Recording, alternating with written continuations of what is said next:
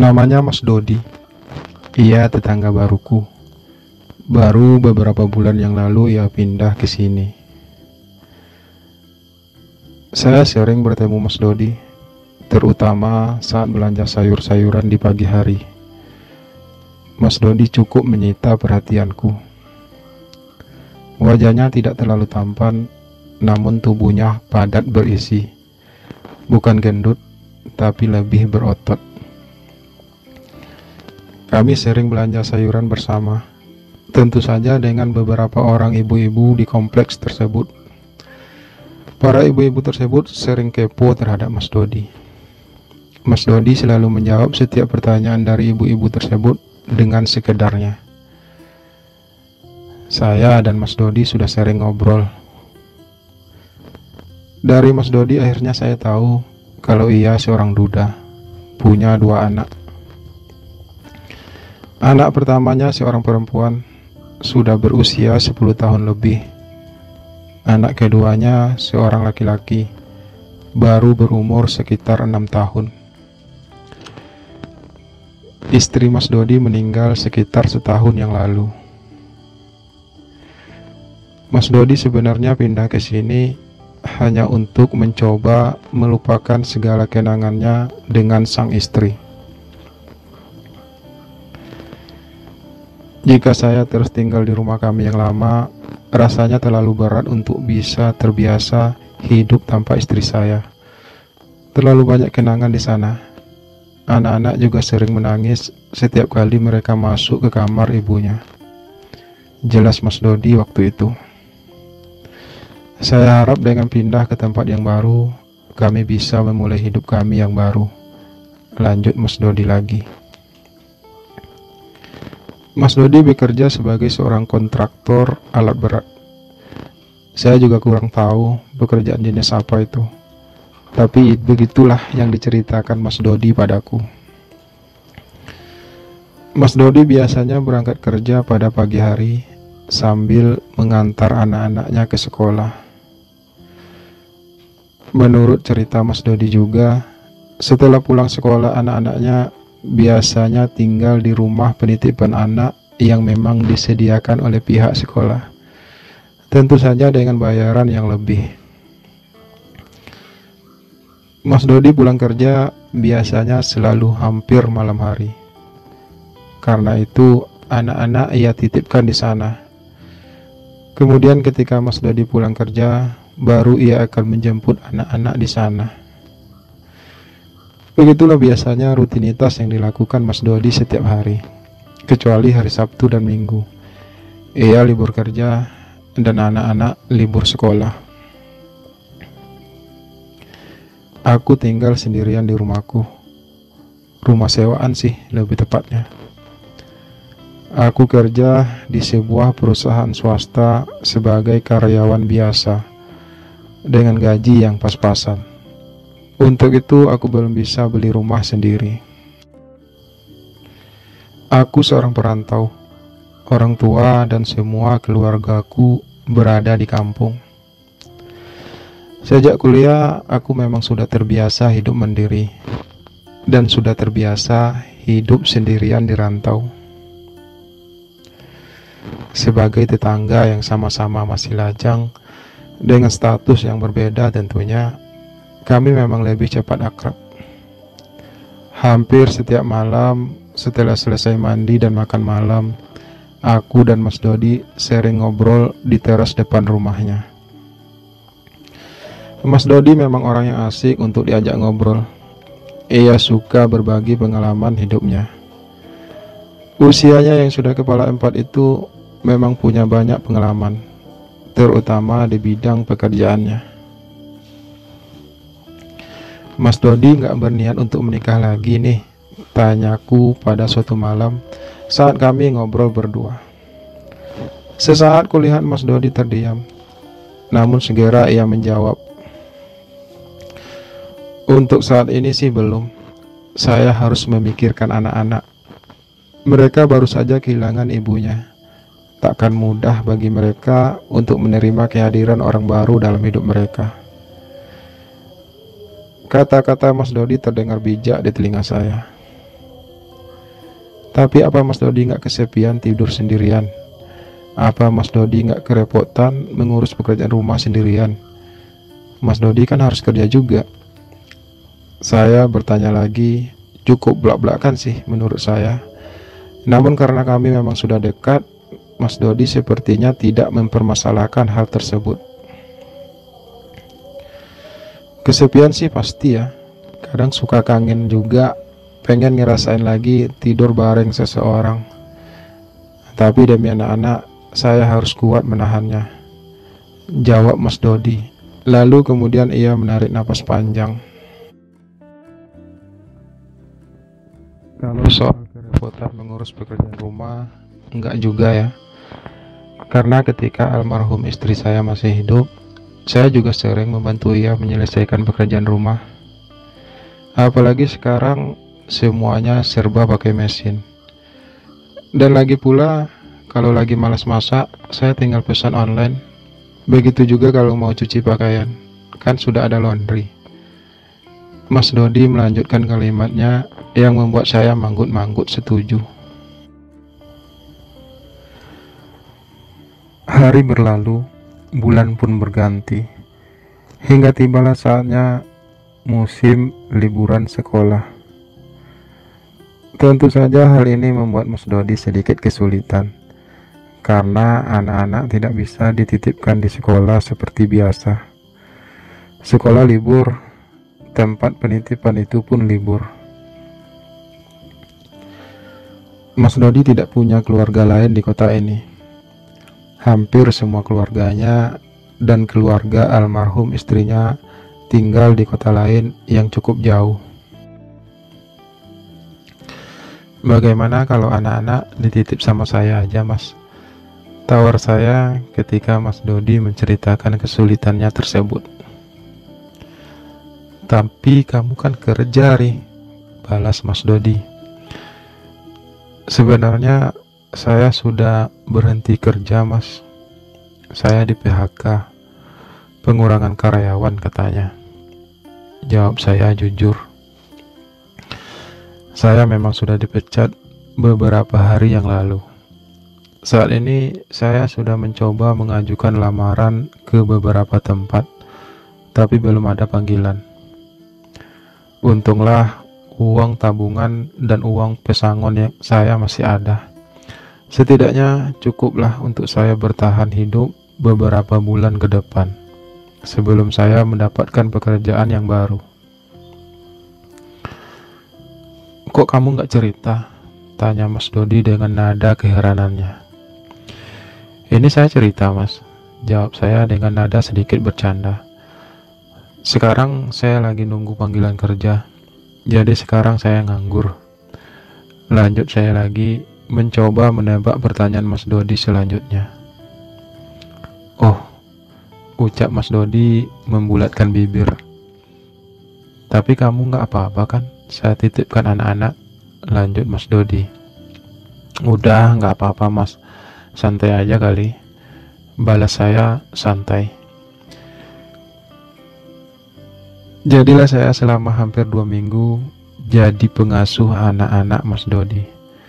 Beruntung mereka tidak begitu nakal, dan saya sebenarnya sangat menyukai anak-anak. Saya dan anak-anak Mas Dodi menjadi sangat dekat. Kami selalu bermain bersama selama Mas Dodi bekerja. Makasih ya, Ri, kamu udah sangat membantu saya, ucap Mas Dodi suatu malam ketika masa liburan anak-anak usai. Malam itu Mas Dodi hanya memakai celana pendek dan baju singletnya. Kali ini kami ngobrol di ruang tamu rumah Mas Dodi. Anak-anak sudah tertidur. Kalau tak salah saat itu sudah hampir jam 10 malam. Udah, santai, Mas. Saya malah senang dititipi anak-anak. Jadi ada teman saya, daripada bengong sendirian di rumah, balas saya ringan. Saya sempat memperhatikan bulu-bulu lebat yang tumbuh di sepanjang kaki Mas Dodi. Jadi kamu udah ada panggilan kerja? Tanya Mas Dodi setelah kami terdiam sesaat. Belum sih mas, tapi saya yakin sebentar lagi pasti ada kok. Jawab saya lebih kepada meyakinkan diri saya sendiri. Sebenarnya saya sudah mulai tak yakin akan segera mendapatkan pekerjaan. Namun saat ini yang bisa saya lakukan hanyalah menunggu.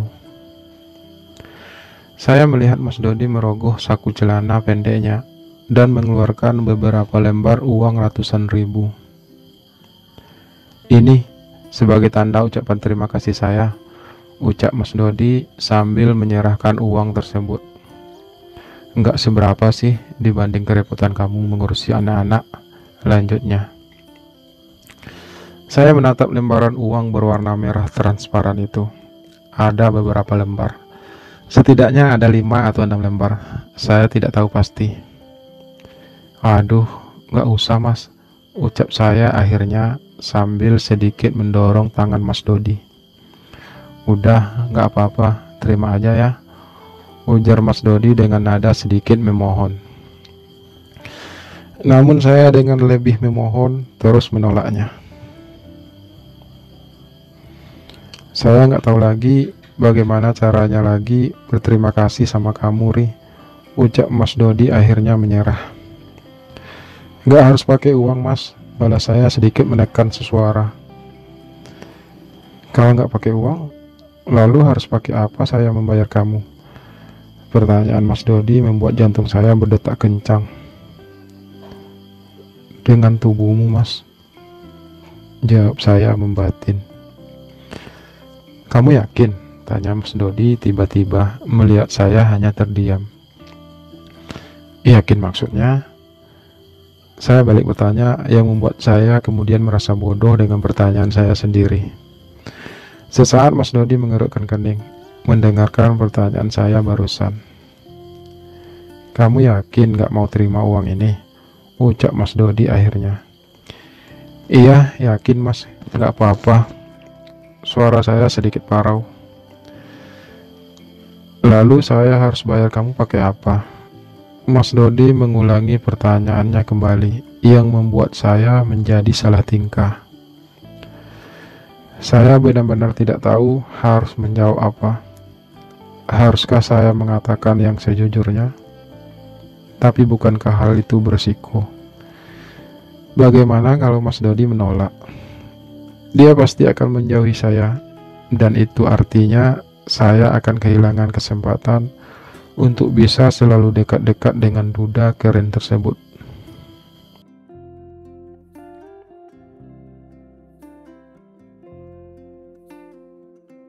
Lama suasana hening. Saya menghirup kopi yang sudah dihidangkan Mas Dodi sejak tadi. Kopi itu sudah mulai dingin. Saya menghirupnya beberapa kali, sekedar menghilangkan grogi saya yang tiba-tiba datang.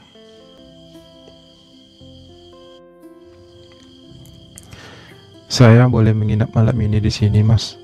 Tanya saya akhirnya setelah merasa cukup tenang. Menginap? Kenapa emangnya? Kok kamu tiba-tiba ingin menginap di sini? Tanya Mas Dodi dengan kening berkerut. Lampu di rumah saya mati, Mas. Pulsa PLN habis.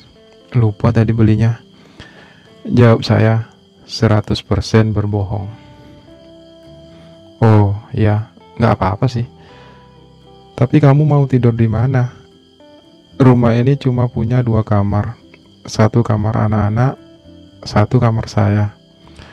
Mas Dodi berujar sambil menatap saya. Saya tidur di kamar Mas Dodi aja. Nggak apa-apa kan mas? Ucap saya cukup berani. Emang kamu mau tidur sekamar dengan saya? Tanya Mas Dodi lagi tanpa mengalihkan tatapannya. Pertanyaan itu membuat jantung saya berdetak semakin kencang. Iya maulah mas, apalagi tidur dalam dekapan Mas Dodi.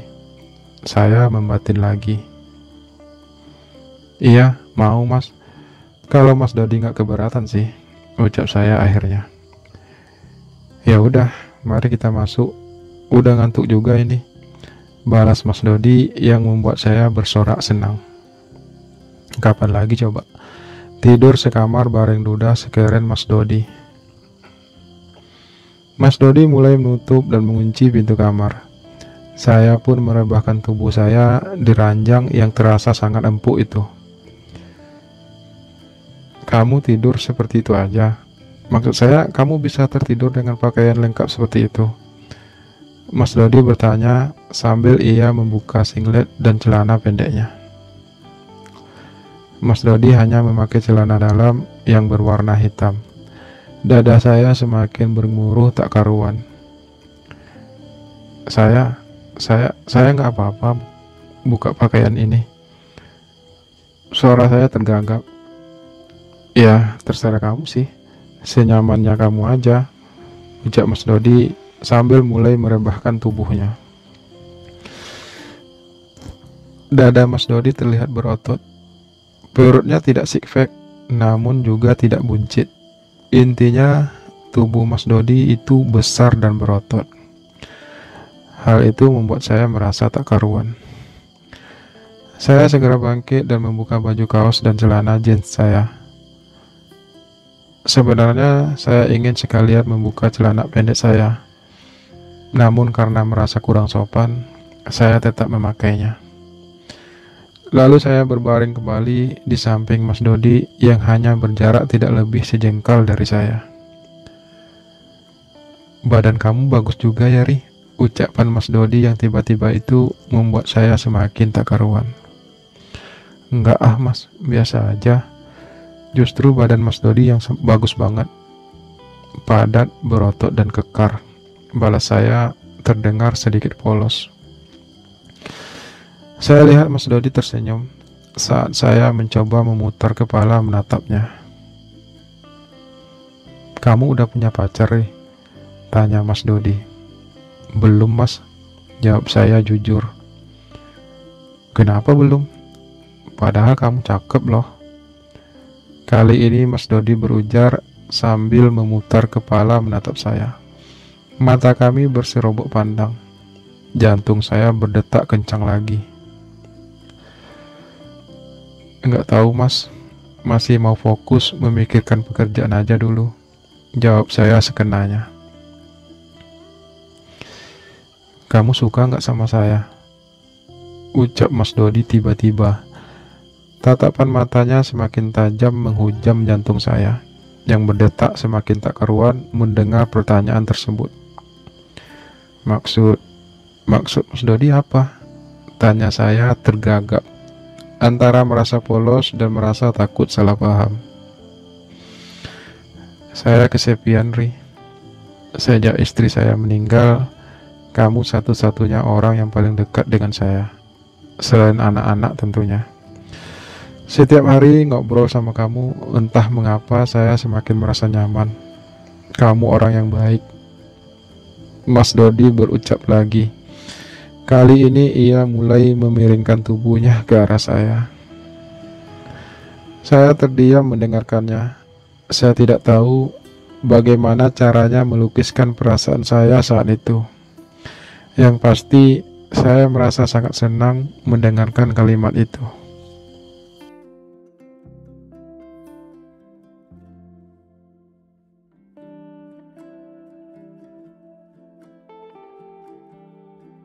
Sejak kejadian malam itu, saya dan Mas Dodi jadi semakin dekat dan sangat akrab.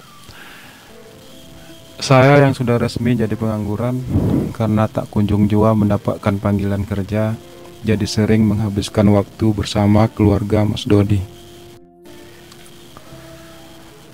Saya juga jadi sering menginap di rumah Mas Dodi. Saya hanya mandi dan berganti pakaian di rumah, lalu kemudian akan kembali ke rumah Mas Dodi. Saya juga memasak untuk Mas Dodi, membersihkan rumahnya, dan sesekali mencuci pakaian Mas Dodi dan anak-anaknya. Lebih dari 2 bulan aku menganggur. Beruntunglah aku mengenal keluarga Mas Dodi. Setidaknya aku masih punya kesibukan setiap harinya. Namun sekarang uang tabunganku sudah menipis. Aku tidak tahu lagi bagaimana caranya bisa mendapatkan pekerjaan, atau setidaknya bisa menghasilkan uang. Sudah 2 bulan aku tidak membayar sewa rumah. Kalau sampai bulan depan aku belum juga dapat membayar, mau tidak mau aku harus pindah dari rumah tersebut. Udah, kamu tinggal di rumahku aja dulu, ucap Mas Dodi ketika aku menceritakan semuanya kepada Mas Dodi. Aku memang semakin terbuka kepada Mas Dodi. Bukan cuma pakaianku saja yang kubuka di depannya, tapi juga seluruh cerita kehidupanku. Tapi aku gak mau jadi beban buat Mas Dodi dan anak-anak, balasku dengan nada sedih. Kamu bukan beban, Ri. Justru saya merasa sangat terbantu dengan adanya kamu di rumah ini. Nanti kamu bisa sekalian antar jemput anak-anak ke sekolah. Kan motormu masih ada. Jadi saya nggak perlu lagi membayar lebih untuk menitipkan anak-anak di sekolah. Mas Dodi berucap lagi, kali ini dengan nada yang sangat serius.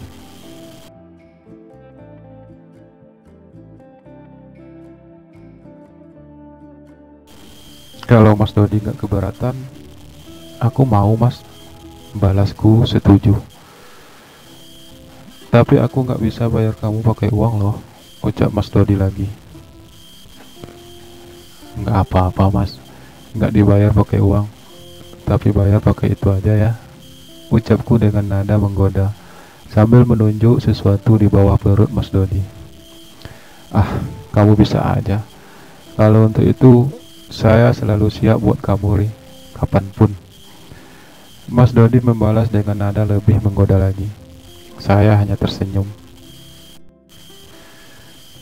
Jadilah sejak saat itu, aku tinggal satu atap dengan Mas Dodi. Tentu saja dengan anak-anaknya juga.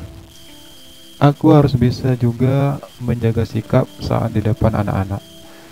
Aku tak ingin mereka curiga kalau aku ada apa-apa dengan ayahnya. Setiap hari aku mengantar dan menjemput anak-anak ke sekolah. Setiap hari aku memasak, membersihkan rumah, dan mencuci pakaian. Dan hampir setiap malam, aku juga diranjang. Aku dan Mas Dodi sudah hidup bak sepasang suami istri. Sungguh sebuah kehidupan yang tak pernah aku bayangkan sebelumnya. Dulu waktu kecil, aku bercita-cita menjadi seorang pengusaha sukses dan hidup bahagia dengan sebuah keluarga kecil. Tapi itu dulu, sebelum saya menyadari kalau saya seorang gay. Ketika mulai tumbuh dewasa dan menyadari kalau saya seorang gay, cita-cita saya hanya satu, yakni hidup bersama pria yang saya cintai. Mungkin ini adalah salah satu cita-cita saya yang tercapai. Tapi biar bagaimanapun, aku tetap harus mencari sebuah pekerjaan. Aku tak mungkin selamanya hidup bergantung kepada Mas Dodi. Aku harus punya kehidupanku sendiri. Hubungan kami mungkin memang indah, bahkan sangat indah bagiku. Menjadi bagian dari kehidupan Mas Dodi, si duda keren tersebut, adalah sebuah keindahan. Memasak untuknya dan diranjang adalah sesuatu yang luar biasa. Aku begitu menikmati hal tersebut. Namun harus aku akui, ini semua adalah sebuah kesalahan. Kami mungkin saja tetap bisa menutupi hubungan kami di depan orang-orang. Tapi sampai kapan? Sampai kapan kami mampu menjaga semua rahasia ini? Waktu masih terus bergulir tanpa bisa dicegah ataupun dipacu. Aku masih saja terus melakukan semua aktivitasku bersama keluarga kecil Mas Dodi. Berbulan-bulan aku masih belum juga mendapatkan pekerjaan. Mas Dodi memang memberiku sejumlah uang untuk kebutuhanku, tapi tetap saja aku mulai merasa kurang nyaman tinggal serumah dengan Mas Dodi. Berita-berita tak sedap tentang kami sudah mulai menyebar. Aku dan Mas Dodi sepakat untuk mengabaikan hal tersebut. Namun yang aku pikirkan, efeknya bisa saja mempengaruhi anak-anak. Hingga suatu saat, Mas Dodi kedatangan kedua orang tuanya. Mereka begitu gembira bertemu dengan Mas Dodi dan cucu-cucunya. Setelah lebih dari setahun mereka tidak bertemu. Mas Dodi memperkenalkanku kepada orang tuanya sebagai pengasuh anak-anaknya. Kalau pengasuhnya perempuan, takutnya malah dicurigai karena aku yang seorang duda. Jelas Mas Dodi ketika orang tuanya mempertanyakan kenapa pengasuh anaknya justru seorang laki-laki. Orang tua Mas Dodi menginap beberapa malam di rumah itu. Selama itu aku harus bisa menjaga sikap, terutama pada malam hari. Aku harus bisa menahan keinginanku untuk bisa tidur dalam dekapan hangat Mas Dodi. Setelah orang tua Mas Dodi pulang, keadaan kembali seperti sedia kala. Malam itu, aku pun memanfaatkan kesempatan untuk bisa tidur dengan Mas Dodi. Setelah beberapa malam tak mendapatkan jatah, aku menjadi sangat ranjang, yang membuat Mas Dodi kewalahan.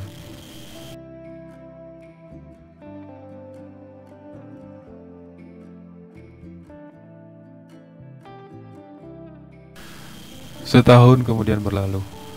Aku pun akhirnya mendapatkan sebuah pekerjaan. Hal itu tentu saja merubah semua rutinitasku. Anak-anak kembali Mas Dodi titipkan di sekolah. Aku pun memutuskan untuk mencari tempat tinggal sendiri. Aku bukannya gak mau tetap tinggal seatap dengan Mas Dodi, tapi kecurigaan para tetangga membuatku harus bisa menjaga jarak dari keluarga Mas Dodi. Apalagi sekarang aku sudah punya kerja. Jika terus tinggal bersama Mas Dodi, jelas hal itu akan membuat orang-orang semakin curiga. Mas Dodi juga setuju. Aku masih rutin mengunjungi Mas Dodi, terutama pada malam hari. Tapi tentu saja aku tidak pernah lagi menginap. Aku di sana hanya beberapa jam, hanya sekedar untuk Dodi, dan tentu saja untuk melampiaskan semua hal. Hal itu terus berlanjut. Aku dan Mas Dodi masih terus menjalin hubungan. Aku memang mencintai Mas Dodi, tapi untuk tetap berharap agar selalu bersamanya, rasanya itu terasa mustahil. Biar bagaimanapun, di usiaku yang hampir kepala tiga ini, keluarga dan kedua orang tuaku sudah mulai mempertanyakan tentang kapan aku akan menikah. Hal ini jelas menjadi beban tersendiri bagiku. Di satu sisi, aku harus menjalani kehidupan sebagaimana layaknya seorang laki-laki, punya istri, punya anak, dan menjadi kepala rumah tangga. Apalagi sekarang, aku sudah punya pekerjaan yang lumayan mapan. Aku bahkan sudah punya rumah sendiri. Tentu saja masih kredit sih. Namun di sisi lain, aku sangat mencintai Mas Dodi. Aku tak ingin berpisah darinya. Aku ingin selalu bersamanya, menikmati setiap keindahan yang terjadi di antara kami. Meski aku sendiri tidak pernah tahu seperti apa sebenarnya perasaan Mas Dodi padaku. Selama ini aku hanya melayaninya. Aku tak pernah mempertanyakan perasaannya padaku. Meski aku tahu Mas Dodi selalu tersenyum puas setiap kali ia selesai melepaskan hajatnya. Aku tak tahu apa ia juga mencintaiku, atau ia hanya sekedar menjadikanku hasratnya belaka. Aku sebenarnya juga tidak peduli dengan hal itu. Yang penting bagiku, aku bisa selalu bersamanya.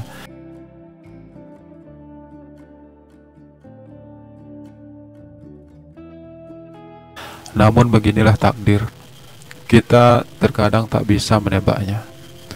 Semua yang terjadi terkadang di luar kendali kita.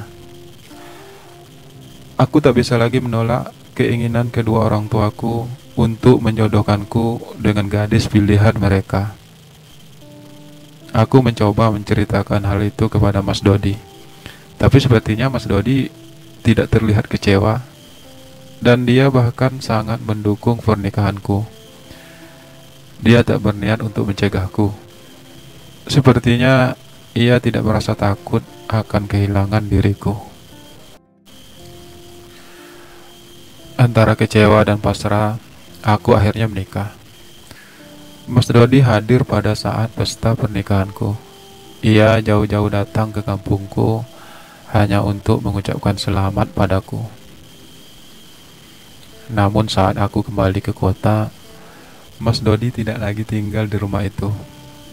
Aku mencoba menemuinya, namun menurut keterangan para tetangga, Mas Dodi udah pindah beberapa hari yang lalu. Aku juga tidak bisa menghubunginya. Nomornya tidak pernah aktif. Aku tak tahu mengapa Mas Dodi tiba-tiba menghilang setelah pernikahanku. Bisa saja karena ia merasa kecewa, atau justru karena ia telah menemukan sesuatu yang baru. Aku tak pernah menemukan jawabannya. Aku mencoba menjalani hidupku sebagaimana mestinya, melayani istriku, menjadi seorang suami dan kepala rumah tangga, sampai akhirnya aku mempunyai seorang anak perempuan. Dan setelah lebih 1 tahun tanpa kabar, tiba-tiba aku mendapat kabar kalau Mas Dodi ternyata sudah menikah lagi. Ia menikah dengan seorang janda tanpa anak.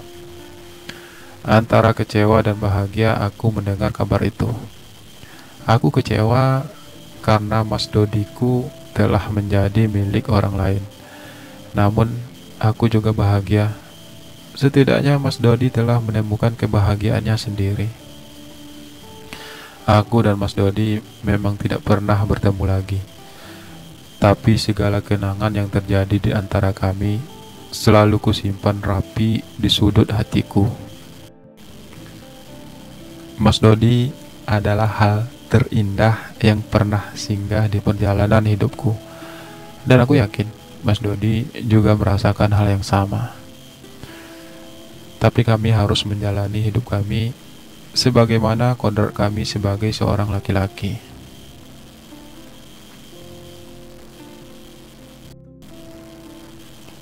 Cerita ini saya buat setelah beberapa tahun hal itu terjadi. Selama ini aku hanya memendamnya sendiri.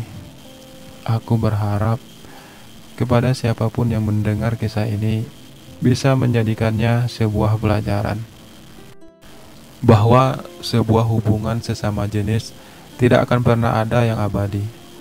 Apalagi kita tinggal di negara yang religius seperti negara kita ini. Kita punya hak untuk mencintai siapapun. Kita punya hak untuk saling mencintai. Tapi kita tidak akan pernah mendapatkan kebebasan untuk bisa tinggal bersama selamanya.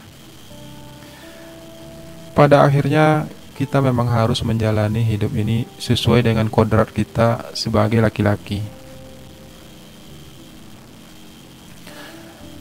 Terima kasih telah sudi mendengarkan kisah ini. Semoga terhibur dan semoga ada hikmah yang bisa diambil dari kisah sederhana ini.